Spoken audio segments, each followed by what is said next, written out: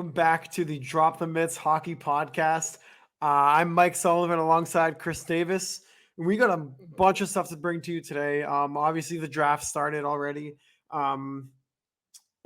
So much to talk about. We'll go through the draft recap. We'll do Bruins draft picks. We'll talk about free agency starting on July 1st. Already some crazy rumors hitting Twitter and elsewhere. And then panic button for Bruins fans. I think out of every fan base right now, the Bruins fans are going nuts on Twitter, myself included. Yeah, it's just mass panic. I actually just got off Twitter and I'm like, my God, this whole group needs therapy. Everybody's losing it, dude. Everybody is losing their mind. Rightfully so. I mean, the reports that are coming out, I mean, we'll get into it more, but some of the reports that are coming out are pretty discouraging, I'd say. Yeah, I mean, so let's start with the draft. So obviously, as everybody expected, Connor Bedard goes number 1, Chicago. But Leo Carlsson number 2 to the Ducks. Was that a little bit of a surprise to you? Yeah, I mean, I had Fantilli slotted in there for the Ducks, and to be honest, yeah, I was a little surprised. I mean, I like Leo Carlsson a lot. He's a bigger body, can put the puck in the net, but I just thought Fantilli was is the better prospect, and I think Columbus got a really good one, man. They're stacking up on Michigan players right now. Dude, oh my God, Columbus in the next few years, if they can hammer it down and do everything right, they got Kent Johnson. Now they got Fantilli. They have that other kid from Michigan too. Who am I blanking on? Well, Johnny Hockey. Johnny Gaudreau is there. Patrick Laine, Zach Werenski, David Juracek. I mean, they have a lot coming up. They're going to be a problem. Not necessarily this year, but definitely years to come. They're going to be a problem. Coached by the one and only John Tortorella. Yep. I mean, dude, I think and you saw there was I don't know if you saw it. Torts is in Philly. Oh my God, I meant Philly, not Columbus. Yeah. You're right. Although Philly had a great draft too.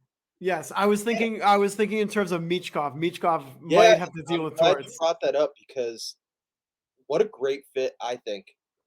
Like, oh my God. At this point, if you're Philly, why not take a chance? Well, like I said, the upside that you could get from a player like Michkov, and he in his interview yesterday was saying he wants to come over right away. Like if he has it his way, he's going to be coming over this year.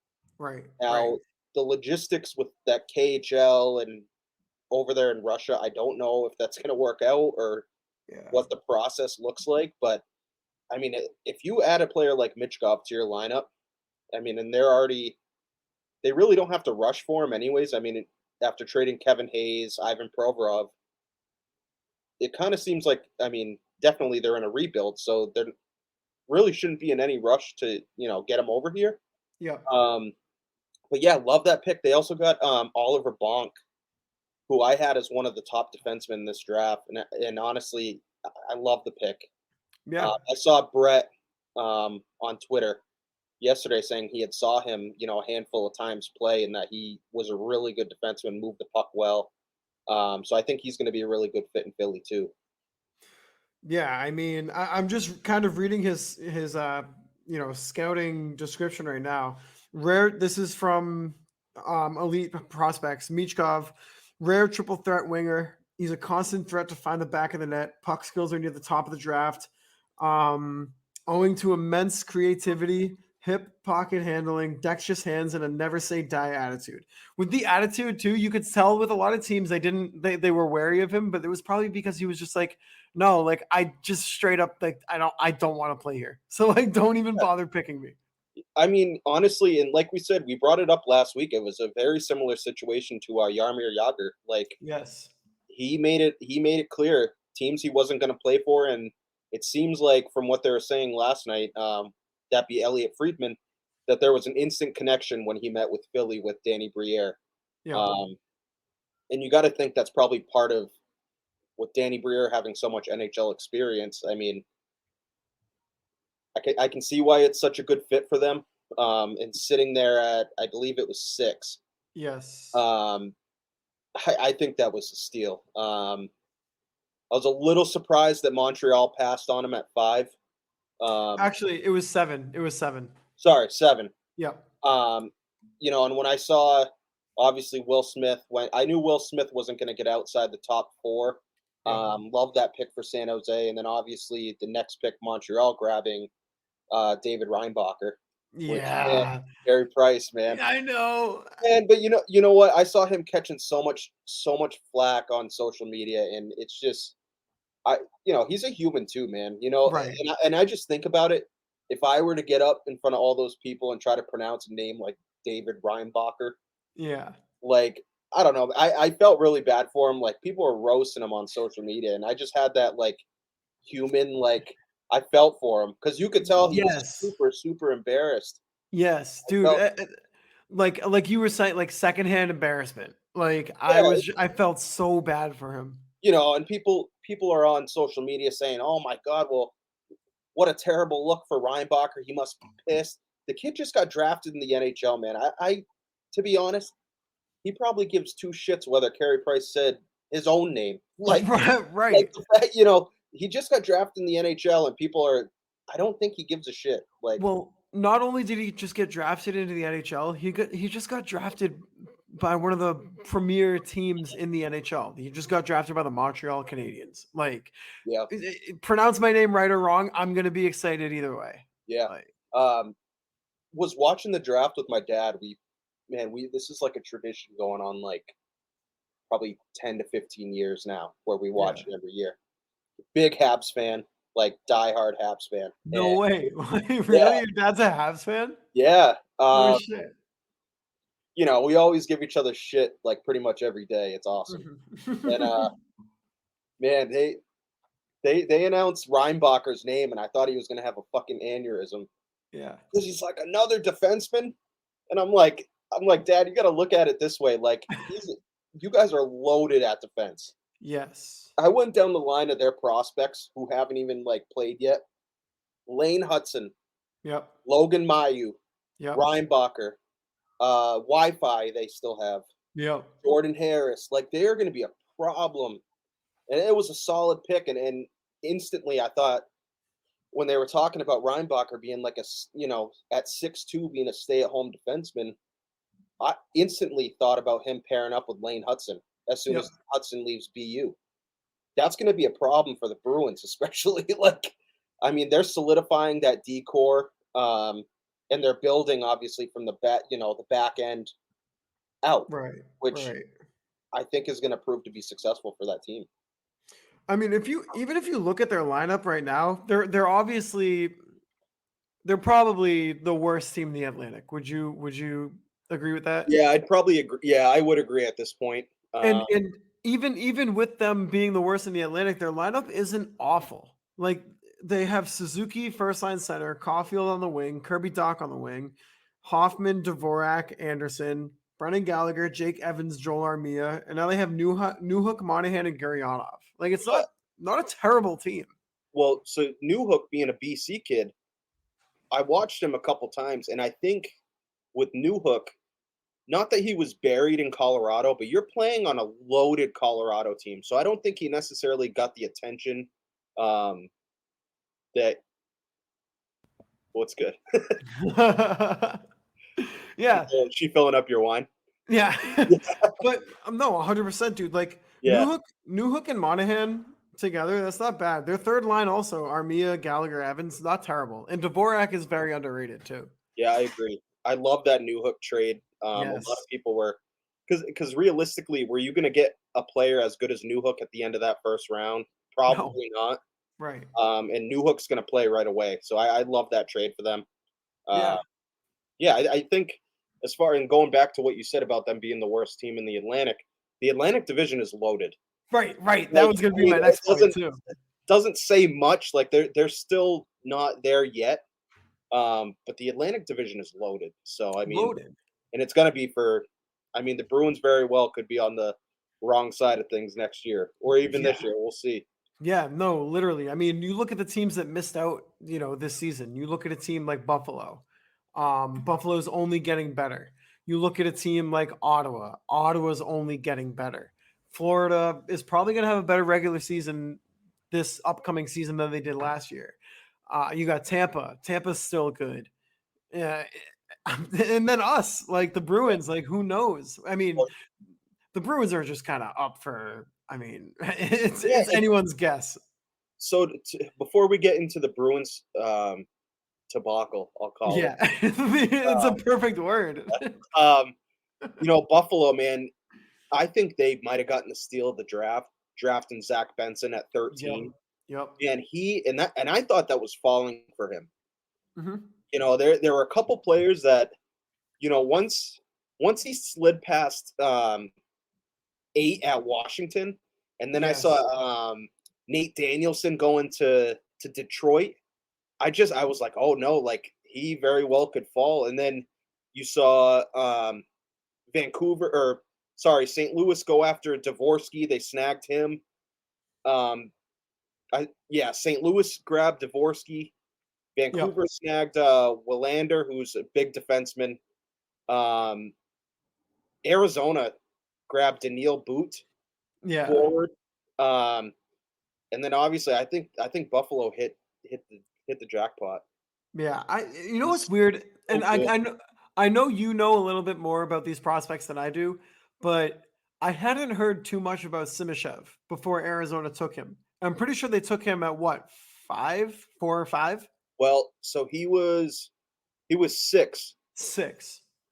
Yeah. And yeah, honestly, when I saw that pick, I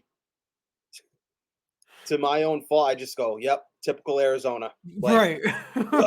Right. this Right. is such an Arizona pick, but honestly, then you look at like his body of work, 6'4", 201. I mean, he's a big stay-at-home defenseman. Um, and I mean, I didn't hate the pick. Obviously, he Mhm. was ranked super like low. He was Yeah. not projected at all to go that Right. far up. But Right. obviously, Coyote scouts saw something in him. I mean, you're right though. I had the same reaction as you did. Like, of course, like this is Arizona taking Yeah, this guy. Like, I just like, and I'm sure he's not a like you said, 6'4", big body defenseman. Like, definitely a good player. yeah. But it's just it seemed like such an off the board pick when there were obvious other guys who were safer picks. I would say. Yeah, I mean, it was, Arizona being at the draft, they were all color coordinated. They look really cute. And yeah, fuck, I was like, they're all wearing the same suit. I'm like, what is happening, dude? Like, they gotta Yeah. get the fuck out of there. Like typical Arizona. I don't know. It could work out for them, but I just thought there were better picks out there. Um, Yeah. Now, do you want to kind of dive into some Bruins picks right now? Yeah, we can definitely we have all their picks up. Yeah. So we can just go in order. Um Yeah, so the Bruins, they had the 92nd overall pick, the 124th overall pick, 188th, 214th, and then 220th. So no first or second round picks this year for the team. Obviously they weren't able to trade up. There were rumors that they were looking at Pittsburgh maybe to move yeah, up to that 14th pick. Maybe Allmark would have been a part of that, but obviously nothing happened. So they waited until the third round to make their first pick. And that first pick was Christopher Pelosi. What'd you think about that one? honestly, when I first saw it, I was convinced that with the way that this organization is set up and the way that Don Sweeney works, I was absolutely convinced that they were going to take Knuble um, Mm, from Notre Dame. I was ready for it. I was When I saw Pelosi, I didn't know a whole lot about him. yeah. Um, Obviously, 6'2", 185. He's from Sewell, New Jersey, and he put up pretty good numbers. He played for the Janesville Jets and the Sioux Falls Stampede last year for the Janesville Jets. 24 games, 10 goals, 7 assists for 17 points. And then with his time in Sioux Falls, he played 43 games with 13 goals, 6 assists, 19 points. Hmm. So, I mean, decent numbers, I'd say. He is committed to Quinnipiac. Yep. So it'll be good to have like a local kid, I guess. We'll be able Yeah. to, watch him closely and see how he develops. But I don't hate the pick. I mean, there were a lot better projected players. Um, Yeah. and I saw, going on Bruins Twitter, obviously. So Yeah. there was an outroar, and it's just, I mean, it's not always, obviously the Bruins scouts saw something Right. So you got to just kind of trust that, they know what they're doing. Well, I think it was Ty Anderson who tweeted out a pretty good point, and I don't have the tweet verbatim in front of me, but so don't quote me exactly, but it was something along the lines of all the people complaining about the Bruins passing up on these higher ranked prospects. They're not thinking about all the other GMs who are also passing up on these guys too. So Yeah, they're just hammering down on the fact that Don Sweeney's passing. Now, his elite, so yeah, Chris Pelosi, his elite hockey prospects page. He was ranked 127 by NHL Central Scouting. Bruins took him at 92. Honestly, at that point of the draft, that's really not that big of a reach. Like if the Bruins saw something in him, then and they saw something, obviously in Pelosi more than other people, they're gonna just take the chance anyways. It's the third round. You kind of take chances that deep into the draft anyways. Um, but yeah, I mean, the Bruins need centers. So he's a 6'2", 185-pound center. Like you said, going to Quinnipiac next year.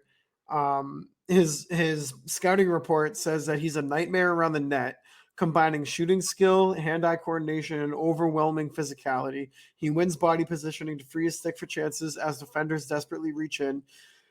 And that's kind of, I mean, if you're looking at a Bruins hockey kind of player, third round player, maybe, obviously, I don't think they're looking at him to be a top 6 guy in the future. Maybe a bottom 6 kind of guy, bigger body, play center, and just kind of throw his body around and create havoc around the net. I mean, why not? That's a Bruins type player right there. yeah. And, I look at it. I think this is definitely a depth pick. The end is near. We all know with Bergeron, Krejci. They have to. It is like that's the reality of it. They had to Yeah. draft centers, and you saw how many centers they drafted this draft. So I'm actually glad that they decided to fucking draft centers. I guess it's like, Yeah. I mean, their we, first 3 picks were all centers. yeah, we don't expect these kids to come in right away. I mean, there's going to be that developing, and luckily he's right at Quinnipiac, so be able to watch him a Yeah. little closer. And yeah, I don't hate the pick. I saw, Yeah. like I said, the uproar with Bees fans. It's like you don't even know anything about this kid. Like I can guarantee you, before today, you didn't even know a goddamn thing about this No. player. How No. about you pump the brakes, do some research, and let the kid develop? He's an 18-year-old kid. It's Right. gonna be okay. He's not gonna play on the team this year, so Right, right. it's gonna be okay. None of the players that were drafted this year for the Bruins they're not gonna sniff the lineup, let alone probably not sniff Providence either. Hey, Like, none of 'em last year probably will be in the lineup, with the exception of maybe no. Actually no. who are you gonna say? Who are you gonna Well, say? I was thinking of Low Ride, but that was 2 years ago. Yeah, yeah. So he's Like, the only one that's even close in my mind. like maybe the closest is like Patra from last year, Yeah, but I I don't don't think know. so. I don't know. I don't think so. I But don't need. Yeah, I like I said, I think Low Ride is the closest. And if you know anything about like the draft or anything, it takes time for these kids. Very oh rarely yeah, is a kid gonna just jump in. Like the Connor Bedards of the world are so rare where they're just gonna jump into the lineup and be productive. Like right. it doesn't happen a whole lot. And even this draft, I'd say there's probably only a handful that are actually gonna, you know, be on the team day one. Maybe, I mean, Adam Fantilli, I think he might. I don't know about Leo Carlson. I think Um, so. I think Fantilli, from what I've heard, is gonna be going back to school. really? Yeah, I mean, I think Okay. Michigan, man, after losing that, they want to run it back. I mean, they're Yeah, going to be a loaded team this year. I know. I know. I think they want to run it back, and like I said, I could definitely see him and the vast majority of those Michigan players returning to school and Yeah. trying again. I mean, if you have a chance for a national championship like that and you can really just, I mean, hone up your skills a little bit more, let the Blue Jackets figure out their roster a little bit, take that year off, go back to college, rip it up at school, and then go to the NHL. Just play more Why hockey. not? Yeah, play more hockey, get more ice time. I mean, the Blue Jackets aren't going anywhere anytime soon, Right, right. so they can wait, and I think it'll benefit Fantilli and the Blue Jackets in the end. Yeah, so the next pick for the Bruins, it was the 4th round, 124, another center. 6'2", 174. Beckett Hendrickson. He was playing for the USHL. He had 16 points in 21 games. Anything about this player you want to Yeah. talk about? So when I did my research immediately after, and they just said he's a pure playmaker. Yep. And I'm gonna read the elite prospects. Hendrickson exhibits a combination of passing skill and lane creation in all three zones.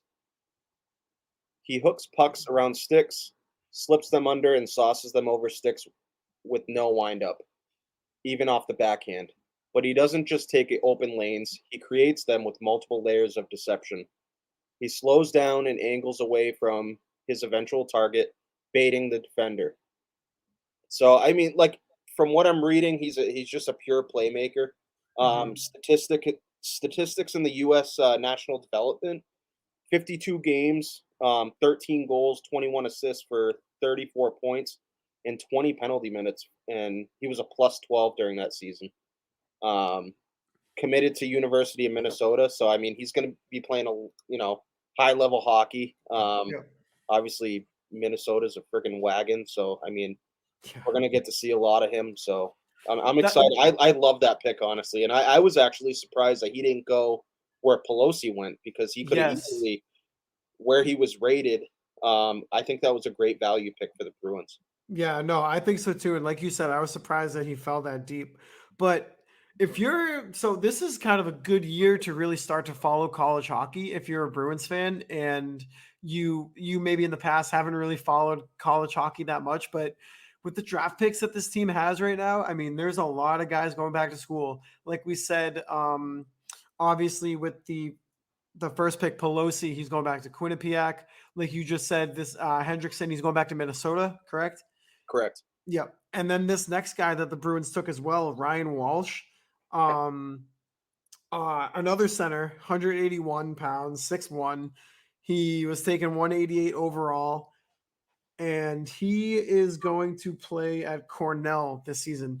This year in the USHL, though, I mean, he played for the Yeah. Cedar Rapids Rough Riders, Ripped it 61 up. games. Yeah, absolutely tore it up, dude. 61 games, 30 points, 49 assists for 79 total points. And I want to see something really quick. I can't find it right now, but I can't find his scouting report. But I mean, obviously, this is a good little sneaky pick. And like we said, if you want to keep tabs on these guys, he's going to be playing at Cornell. So Yeah. watch some Cornell games. Yeah, dude. And like I said, is the USHL the OHL or the WHL or no? Absolutely not. I mean, clearly, we would be naive to say that there isn't a difference in competition, Right. but it's still a goddamn high level of hockey. Like for him to put up those kind of numbers, that's a great value pick for the Bruins. Mhm. Um, like I said, give him time to develop. Cornell is still. I don't know much about their team, but obviously Division One. Yep. Um, so yeah, I'll be excited to see what he does at the college level. Unreal numbers though. I was like shocked when I saw the name as soon as they picked, and I went and looked. I'm like, oh my, he ripped it up. Yeah. So I'm excited about Walsh. Well, like you said too, it's like they're going to be compared to these guys who play in the Canadian junior leagues, right? Like the OHL, the QMJHL, the WHL. But obviously, that level of hockey is a little bit higher. But when you see these guys going into from the USHL over to NCAA, and if that skill is able to translate from the USHL to the NCAA as well, then you got to hit because the NCAA has gotten so much better over, I would say, maybe the past 10 to 20 years. Just the talent and the Yeah, development of players down there has gotten infinitely better. yeah, it's unreal. I mean, and you're going to see this next season coming up. Yep. Um, the amount of talent that the NCAA has. Just looking at BC, man, they're going to have that Yes. that one line from the National Development Program. Yes. Smith, Gabe Perreault, and Ryan Leonard, all, Like, oh my all going to be a God. line at BC. And not to mention, BC still has Cutter Gauthier Right. who went 5th overall to the Flyers last year. So Yes. they're going to be an absolute wagon. Like college hockey to me is so fun to watch. Oh, The amount of talent. I mean, you look in for me, even we went to the Frozen Fenway, and I didn't even know UConn was a good team, and we got to watch Wood from yes, UConn, dude. who just got drafted by Nashville, and it just goes to show that these programs are up and coming. Even a Oh, school yeah. like UConn, who is not a hockey school, never has been, but they are up and coming, and yeah, NCAA hockey is so fun to watch. Dude, I've over the past couple of seasons, I've gotten so into college hockey. Like Yeah, Tage Thompson was a UConn guy too. He was a yeah, UConn guy and he ripped it up. man, I was convinced that Wood was going to Buffalo because of that UConn connection. That would have been cool. And so last year, little sidebar story. Mhm. We so Emma's best friend is an athletic trainer at UMass Amherst, Okay. and we got to go watch UMass Amherst and BC at UMass Amherst. And I'm standing next to this guy, and honestly, like, so they sell booze like at the bottom, like near the Zamboni, like on the Yeah. opposite side.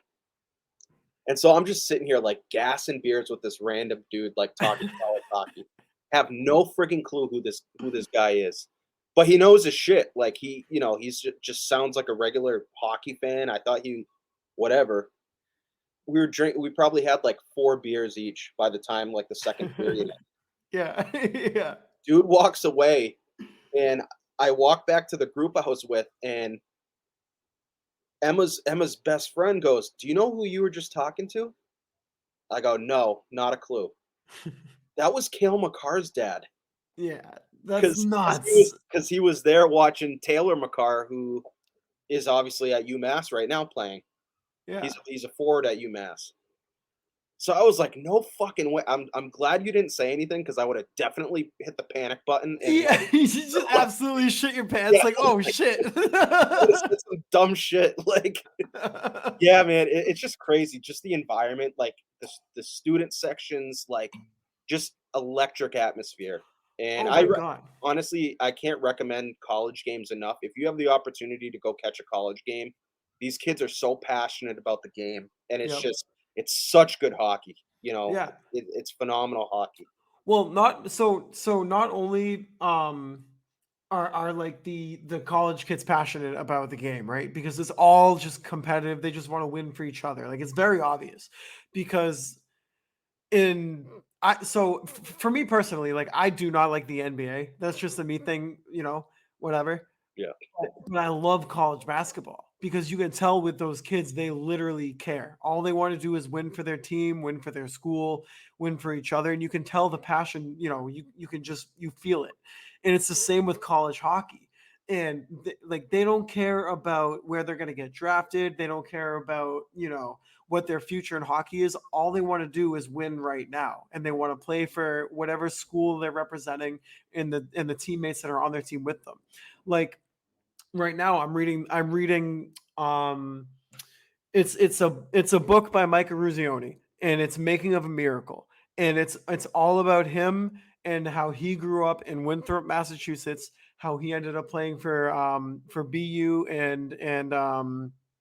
and obviously the program over there, and you can tell how much college hockey just means to those kids who play it. yeah, So I've just grown to appreciate the NCAA and those programs that much more over the yeah, past couple of years. It's awesome. yeah. And just even during this draft, listening to just as soon as these kids get drafted, it's just such a different tone. And for example, when Fantilli got drafted, I don't know if you saw his vest. Yes. He had all the names of everyone who contributed to his success along the way. It just goes to show how humble these kids are, like, and how Right. grateful they are for the opportunity. They don't give a shit where they're getting drafted. They're just blessed to get drafted. You know Yeah. what I mean? And that's why I love, college hockey so much. I love just, the junior programs, and it was unbelievable to see Fantilli with, every single name. That was such a nice touch. Yeah, it was awesome. And like This is going off a little bit. It's going Yeah. off the rails a little bit, but like you said, like how these guys are so humble. Like what you said with Fantilli, with the guys on his jacket, paying respects to everybody who's helped him get to where he is. Yeah. This is so random, but with Shane Wright last season when he shot that look at like the Montreal bench, do you think that was a little bit of like a I don't know, like a show of his ego a little bit? I honestly, and I don't know. It's hard to say because when you watch the tape, like Yeah, obviously when you watch the tape, it's clear as day. Like, oh my, it's so hard for me to tell, dude. Like, yeah, he obviously came out right after, and he had said that, like, no, I was just looking over there, and I right. kind of like. There's a lot going on when you're walking up to the stage. You see the commissioner, you see all the like. Obviously, I know nothing about that, but I can Me just either. imagine like there's probably a lot going through your head. Like, I don't know, and I don't know him well enough to. I don't know. It definitely looked like it, dude. Like Yeah, that like death stare. I don't know, and it kind of makes me question now, especially with him being involved with like a bunch of rumors and stuff being traded. right. It kind of makes me wonder, like, what kind of person he is. Yeah, And obviously, like I said, I don't want to assume anything. I don't know him. Um, but it makes you wonder for sure. yeah, no, for sure. Especially with Seattle too, with Matty Beniers coming up and having the success that he has. Maybe they're looking to kind of give him a little bit of a new landscape and get something for him, maybe in other aspects that they need to kind of fill up. And actually, we'll bring it up later when we get to the rumors and free agency. Shane Wright is a name to keep in mind too, Yeah, potentially for the Bruins. yeah. But we'll get into that after. Yeah, so let's finish up with this draft for the Bruins. So, um, let's see. So, do their 214th pick, seventh round. Their first pick of the seventh round, was Casper Nosen. He's a winger from Sweden, 6'4", 205. He's a big boy. Yeah, he's a He's a big boy, dude. I mean, 40 points in 48 games with I can't pronounce it. It's a Sweden team, but he's going to Miami University of Ohio next season to play a little bit. So again, speaking of college hockey, that's a team to keep tabs on just to kind of watch. Yep. But definitely, I mean, he was ranked. I want to see. He was ranked 138 by NHL Central Scouting. B's got him at 214, so it could be a good pick for the Bruins. Yeah, right winger. We are a little low on right wingers. Obviously, we have DeBrusque playing his off wing, so Right. it's nice to get like a pure right shot right winger. Um, Pick. I think this is another value pick. He's big boy, like you said. Um, he played on looks like 3 different teams just in 2022-23. Yeah. Um, played a lot of hockey. Um, looks like he was the captain of his team too in 2019, which is um, Some leadership. yeah, some leadership qualities. And then, like you said, he's going to be heading over to Miami of Ohio, so we'll keep an eye on that. Yeah. Another good program. Yeah, absolutely. Yeah, And I like how all these guys are going over to college hockey. It'll be easy for us fans to kind of keep tabs on these guys and actually watch them play. I agree. I love it, and it's it's not like super recent, but you're starting to see a lot of these players stay in school as well. Yeah. Lane Hudson, who I think we're going off on a tangent bringing up these like prospects. He's one that comes to mind immediately that I think he could play at the NHL level immediately. I think he Hmm. could step in for the Canadians and make an impact immediately. And he decided to go back to school, which I think is awesome. Yeah. Give him another year to develop, another year of playing high level college hockey. And yeah, I think it's just so awesome to see these kids choosing to go to college and getting that experience, that camaraderie. Yeah, because there's nothing like it.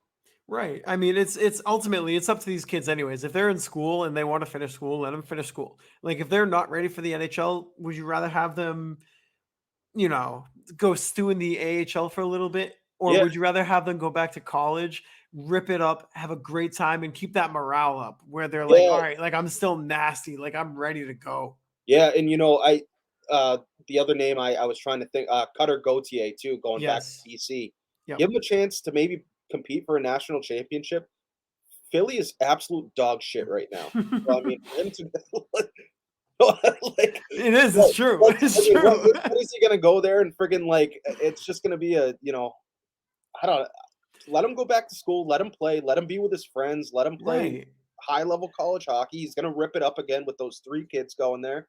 Yeah. And if he's ready next year or the year after, then great. Like as a GM, would you rather have that kid come in, play on a crappy NHL team and kind of get his morale shot down, or would you rather have him go back to college, rip it up, have something to actually play for, aka a national championship, and keep that level of intensity up? Yeah, You know what I mean? going back to the Philly thing, you just dealt Kevin Hayes, who was an awesome locker room guy that could have been a good mentor to a player like Gauthier. No, Right. let him go back to school. I mean, there's going to be no. It's going to be a morale crusher to have him go be in a. They're going to be tanking next year, anyways. Clearly, Right. I mean, you Right. just dealt Provorov, Kevin Hayes. Like they had a great draft. I'll give him that much. But why would you sign him just to have his like morale crushed? Right. Let him go back to school. Right, and you've seen that so many times where a team kind of prematurely brings up one of their prospects. He comes up and he does all right, but there's something missing and it ends up kind of just ruining his ceiling. Yeah, And I his mean, morale is crushed, his intensity is lessened, and then you end up seeing him on the block, and that's how right, careers kind of get ruined. right, and going back to what we talked about earlier in this episode, it's very rare that you see a player get drafted and make a direct impact immediately. Right. Connor McDavid is one of those players. Yes. Connor Bedard is probably going to be one of those players. Like it Kale just McCarr. Kale McCarr. It just doesn't happen a lot. I can Right. count on every year. I can count on one hand how many players are going to make an impact for their team. That's Right. just the way it is. And sometimes it's 0. Some years Yeah, it's 0. exactly. Yeah. So, yeah, let's get into this last prospect, Yeah. Christian Kostadinsky. Yes, sir. So So, this you another wanna big boy, man, 6'5", 214, yeah. left shot defenseman. I love, they went double Swedes, which I guess with Lindholm being there, that's cool. Maybe a good mentor to them. Yeah. I Uh, mean, left shot demon are needed on this team too. yeah, absolutely. I mean, I think you're gonna see one or two shipped off here soon. Yeah, probably. I mean, honestly, dude, I don't know anymore. I don't know what to expect, but we'll get into that. Yeah, But we'll get into with that. Yeah, this pick, this is another value pick. yeah. He put up decent numbers. He's a defensive defenseman. His looks like 43 games for Frölunda HC. Yeah. Looks like a U20 team. So he's playing above his age level. 2 goals, 8 assists, 10 points. Had 69 penalty minutes. Nice. Nice. And yeah, man. So he looks like a bruiser. Well, dude, not only that, but so we got him at 220. FC Hockey had him ranked at 188. Draft Prospects Hockey had him at 198. But then NHL Central Scouting had him ranked at 62. So Wow. there is some upside to his Yeah. game. Um, Big guy, back end, left shot defenseman. I mean, that's a guy to kind of keep your eye on. Unlike everybody else, he's not going to the NCAA next year, Yeah. but but he will be playing in the EU. So Yeah, it's these defenseman picks. They're not sexy picks per se, but right, you're gonna need them. A lot of these teams that are successful have those like brute defensive defensemen. First one that comes to mind is like a Luke Shen type. Like you need those kind of defensemen that are stay at home. They're safe. They make the right plays and they're just shut down. So you need those kind of defensemen in your lineup. yeah, yeah, absolutely. Like it's it. People, I think people tend to forget that there are roles in hockey, right? There are roles to play. There's offensive defensemen, and then there's stay-at-home defensemen. There's, playmaking forwards who are relied on to produce. There's goal scoring forwards who are relied on to obviously score goals. And then there's grinded out type of players who just who tire out the opponents. You can't just have like a lineup of pure goal scorers or pure playmakers. Like you need to have different aspects of your team and different aspects in your lineup. It can't all be the same. Yeah, absolutely. I couldn't agree more. Yeah. So let's see here. So obviously we just ran through all the Bruins draft picks for this season. Honestly, a pretty decent draft. From what it looks like and kind of diving into these players, it's not too bad. Yeah, I mean, for not making any moves and kind of just staying where they were, I mean, I think these are depth moves. I mean, hopefully if you can get one or even two to pan out, I think that's a win for this organization.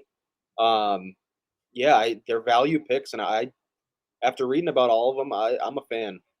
So we'll see how they develop. Obviously, they need to play more hockey, and we'll see what happens. Yeah.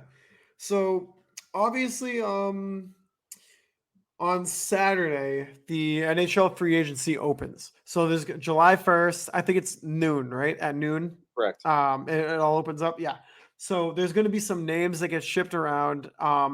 Obviously with the Bruins, reports say that all the UFAs are not being signed, aka Bertuzzi, Orlov, Hathaway. So they should be hitting the free agent market. Some other big names out there as well. It's going to be a crazy Saturday. It's going to be an insane Saturday. Yeah, I mean, usually when I log on to Bruins Twitter, I take things with a grain of salt. Yes. Yeah. This time around, man, I really am hitting the panic button. I'm extremely concerned that they didn't even bring back like Bertuzzi. I don't know. He would have been my top priority. And now that he's going to hit the open market, I would be shocked if he got anything less than $7 million a year. Right. I'd be shocked. And that's on like the low end. As soon as there are going to be teams that reach and that overpay. It always happens in free agency every single year. And the fact that you let him walk and you're letting him hit test free agency, he's gone. Like you already know that you're not going to be able to pay him anywhere close to $7 million a year. Right. You just do not have the money to do that. You don't. Like I think of a couple teams that are gonna swoop in. A team like Florida, man. I know. If I'm Florida, I would offer his style of play is so similar to like how that team runs and their schemes and having Kachuk. He is like a dream come true for that team. Yeah. You know what I mean? Like I'd easily offer him 7.5.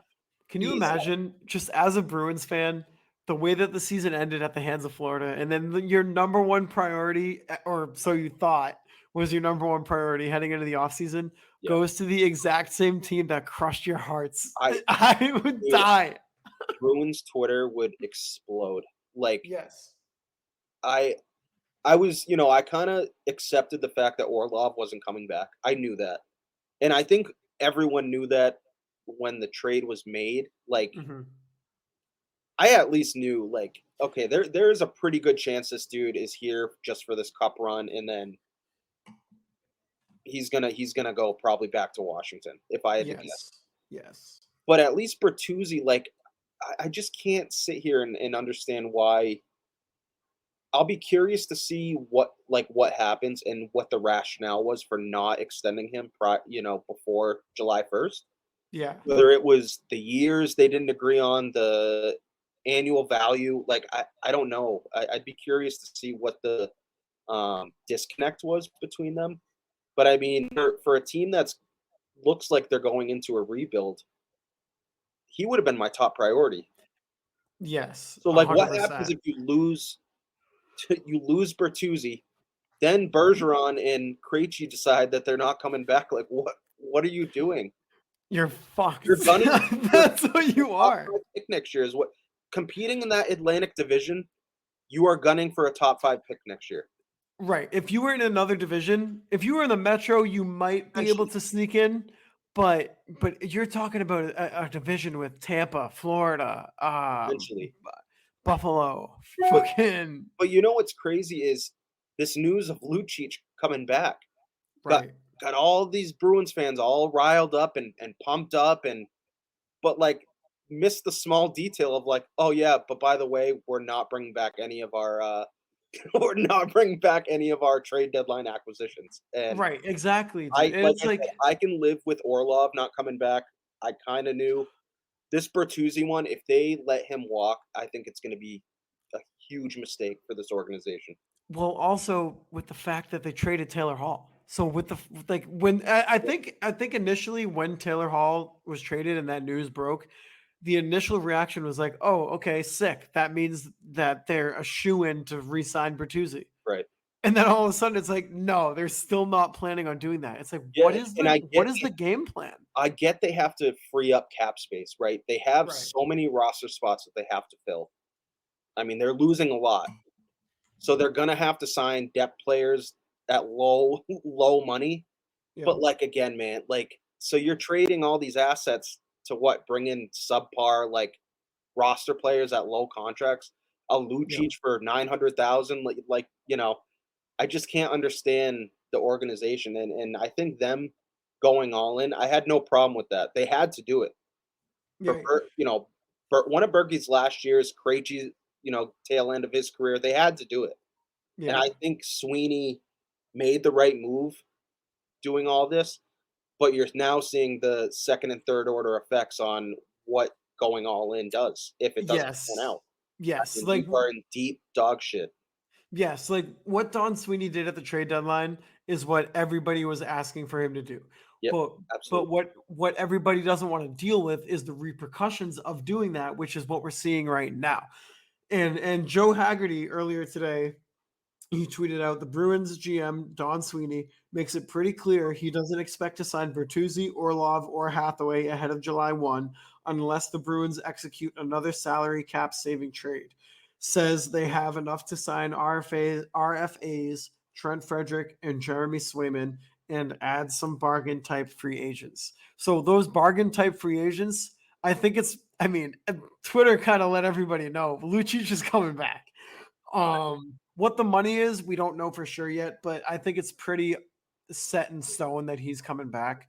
And whether that's to play an actual vital role in this team or to be kind of that extra forward, that's still yet to be seen.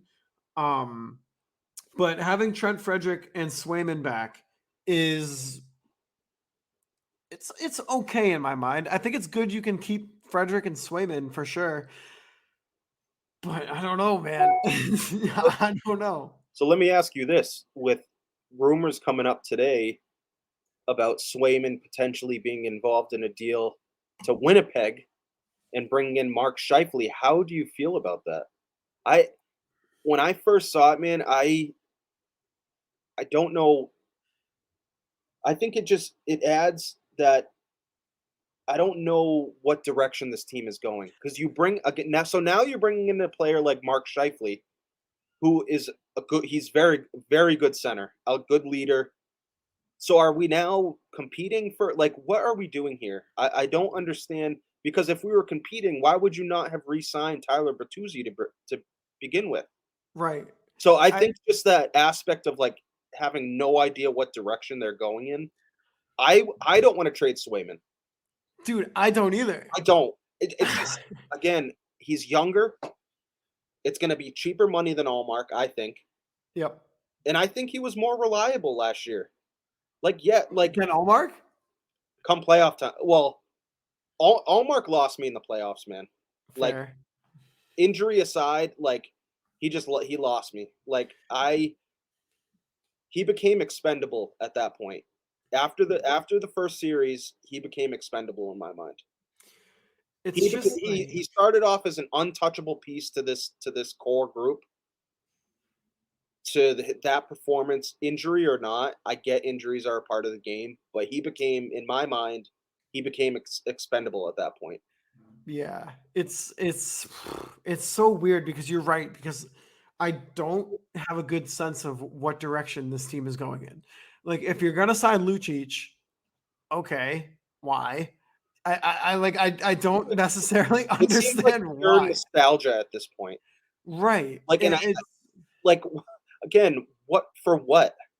Like, right. what are you bringing him in for? I get he has exceptional leadership. He's an icon to the city.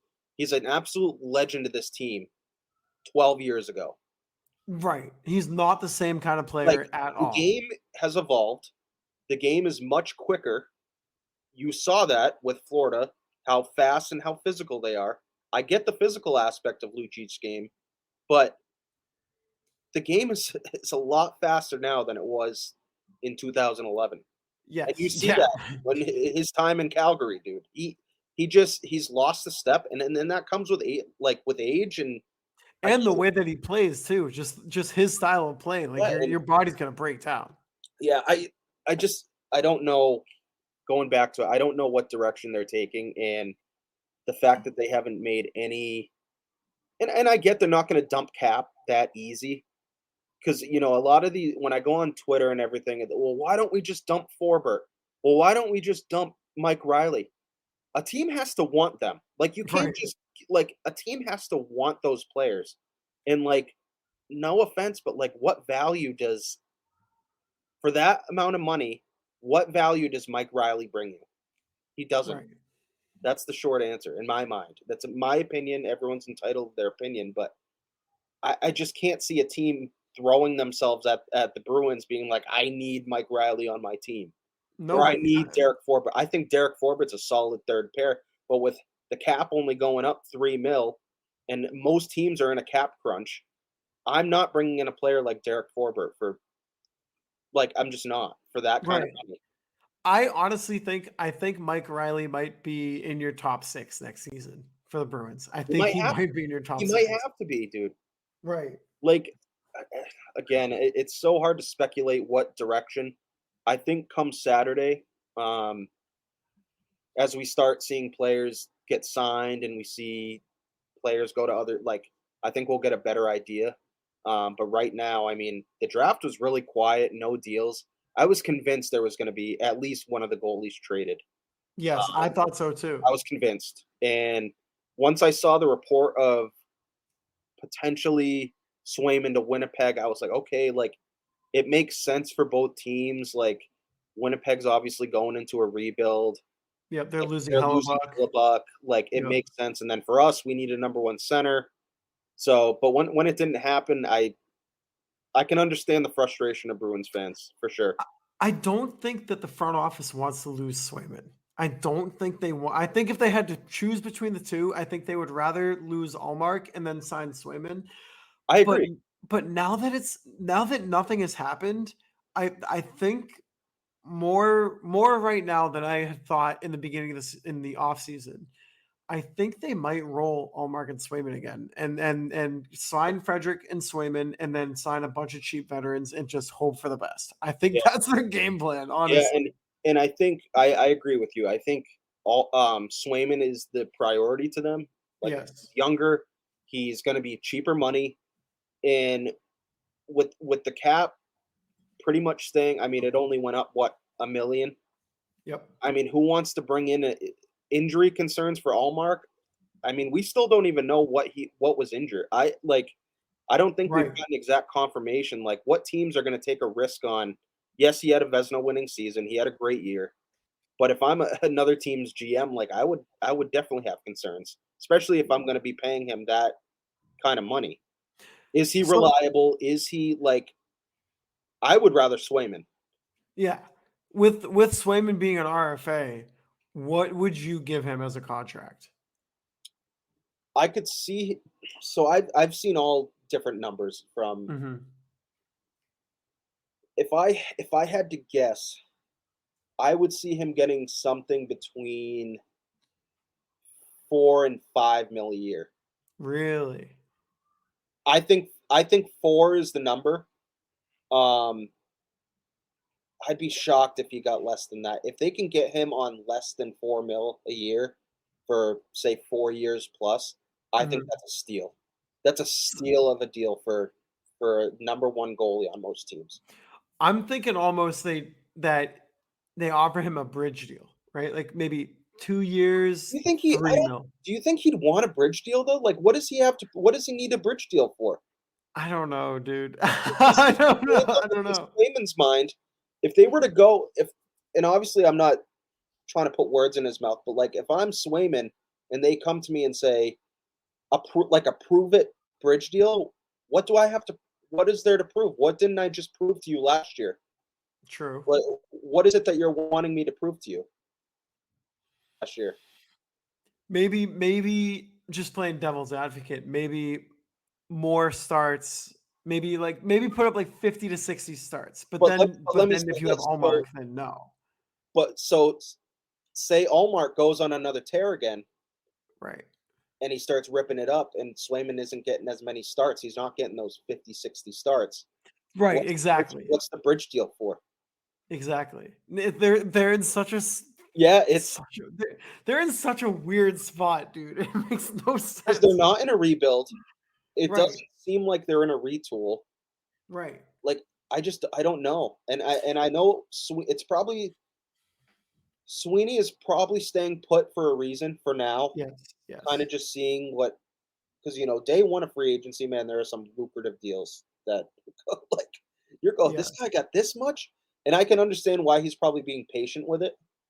Um, because I mean, they have to be conservative with where they're sending their money. Like they do Yeah. have to fill out a roster. Yeah. So it's It's just bizarre.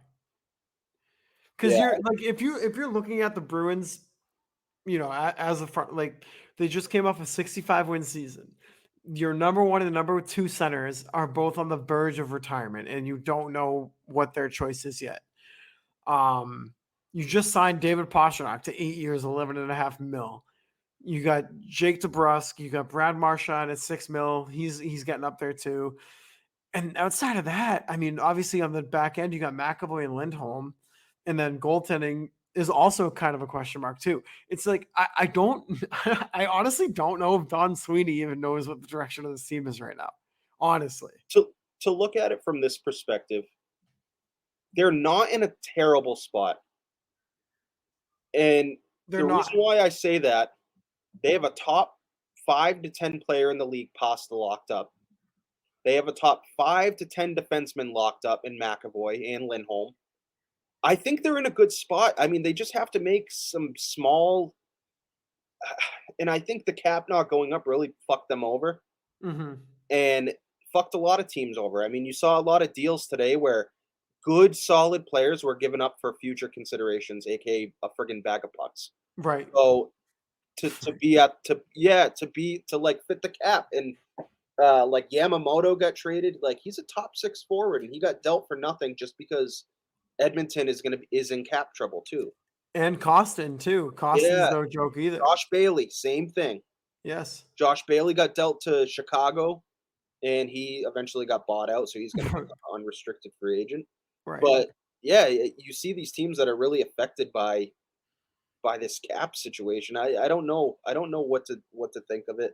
I can understand the frustration of Bruins fans that they're not being super aggressive with trades or re-signing, but I think there's a reason for it.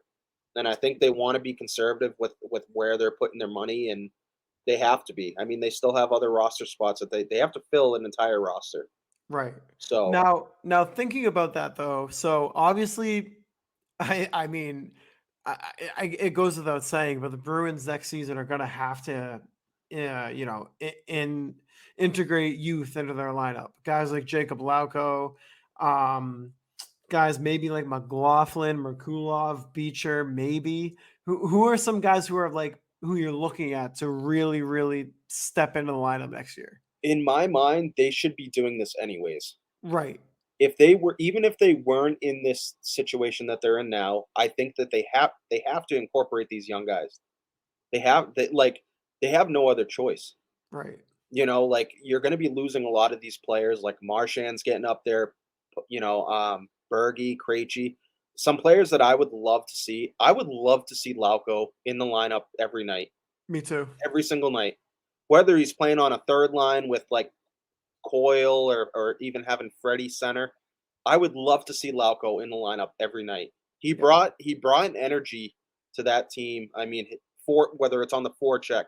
I remember he had a fight last year and then he's pumping up the crowd. We talked about it last year. I just love his passion, and Yeah. I think he can really help this team in the bottom six. Well, me and Nick, on last episode of the Something's Brewing podcast, we said the exact same thing. Yeah. With Lauko, it's like whenever he's in the lineup, it's like you kick your car into like third or fourth gear. Like he's that energy guy. You throw him out there and he's drawing penalties, he's hitting guys, he's going balls to the wall every shift. Like, so what if he's not producing, I don't know, 40 to 50 points? Like we mentioned earlier, there's roles on a team. Yeah. It's not just all production. If he can be that energy guy on the team, and he's damn good at it too, let him do that. His ability to shift momentum was it happened multiple times last year where I clearly noticed where he would make a big hit, he would drop the mitts, he would get a good scoring opportunity, and immediately the momentum would shift in the Bruins' favor. And it was noticeable too. Yeah, You saw it right away. You're like, oh, that's Lauko, like 100%. exactly. Other player like I like McLaughlin, man. Like Me too. he for his time that he has spent with the Bruins and being in the lineup, I thought he played really well. I mean, I don't think it's hard to tell like what they're. I'd have to see what other players they bring in. But I would love to see him get ice time, like we mentioned, Lauko. Other than that, like Beecher too. Like Beecher is starting to seem like a Freddie situation where Yes. he's Yeah. now getting buried in Providence. He's becoming like they want him to become like a grinder, like power forward, and he is. He's a big body, but like Freddie when he got drafted, he wasn't a fighter. Like if Right. you remember, he was not considered like a fighter or that game was developed when he was buried in Providence, in Yeah. my mind. And I'm starting to get the same vibe from Beecher too, and I'd like to see him get some ice time in the NHL. Yeah. Yeah, those are the three guys: McLaughlin, Beecher, and Lauko. Yeah. I'm kind of in the same boat as you. If that see that's the thing. So if this Lucic thing ends up happening on Saturday, which is like a 99% guarantee, does that mean he's blocking guys like Lauko, like Merkulov, like McLaughlin from I getting NHL ice time? I don't think so because I also think that's why they're kind of holding off on making moves. Yes. Because what's wrong with a Lucic third line with a Lauko playing with Lucic or Right. McLaughlin for like playing with a McLaughlin? Having a leader like Lucic to mentor and help Lauko or McLaughlin or any of these young guys on a fourth line, that's that's a win for us.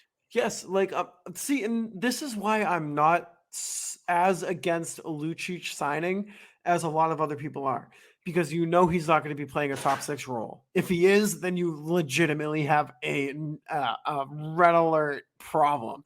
But if he's playing in the bottom six, hopefully the fourth line, and if he's playing alongside guys like Beecher, McLaughlin, Lauko, Greer, name it, it's gonna help those younger guys. So my question is though, bringing in Lucic, you can look at it from both perspectives, right? So are you now starting like a rebuild retool where you want Lucic involved with the mentoring of these young players, or do you still think Lucic is going to be productive and you're gunning for a cup again?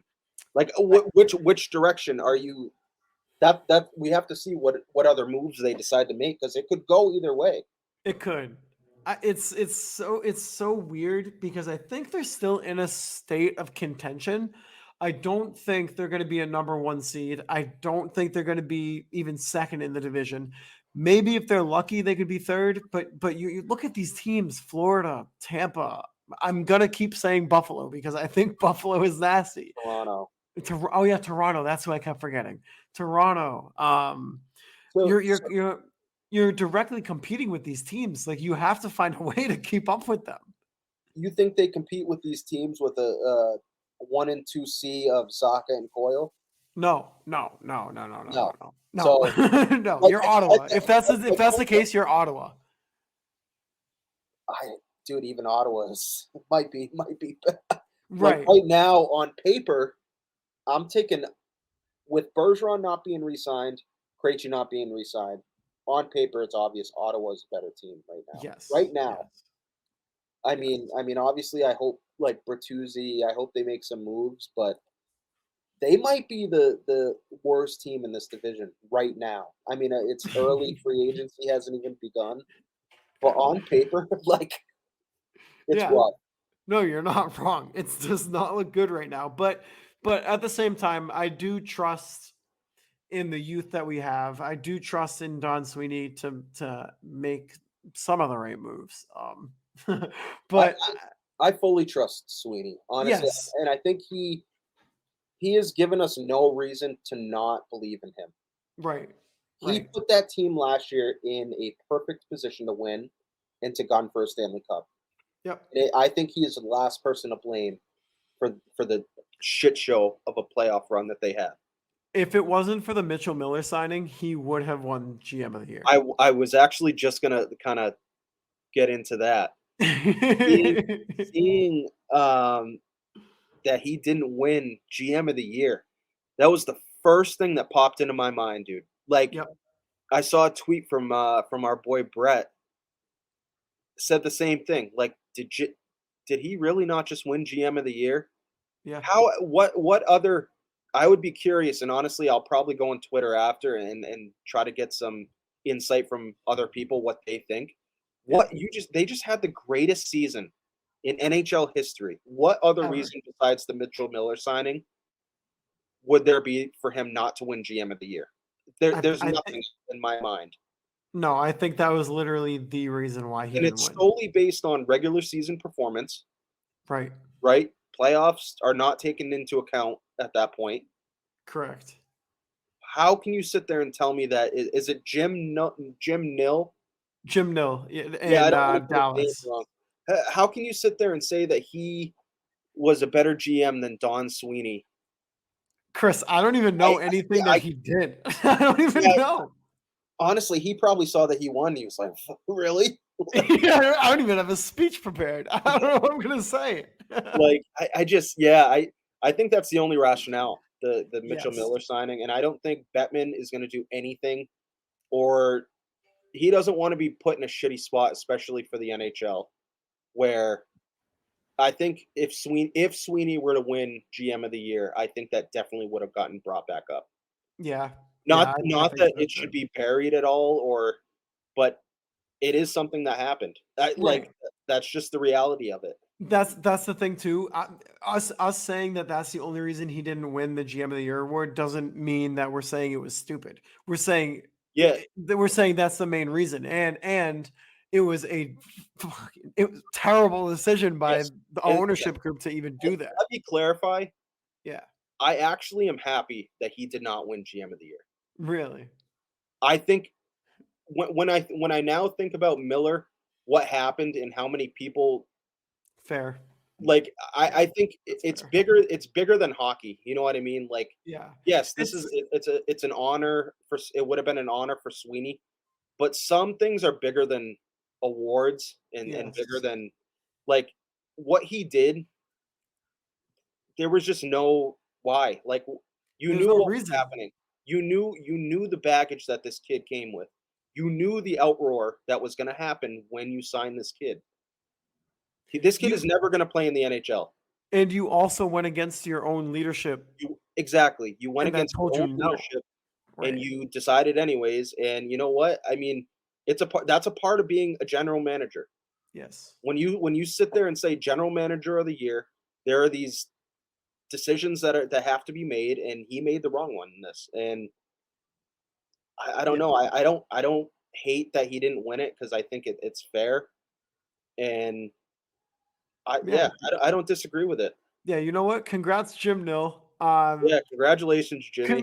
Congrats on just being a decent human and not even considering signing Yeah, Mitchell Miller. So yeah. I mean, and Dallas to not take anything away from them, they had a great season too. I mean, yeah, they have a really special group over there. I think they're going to be a great team next year too.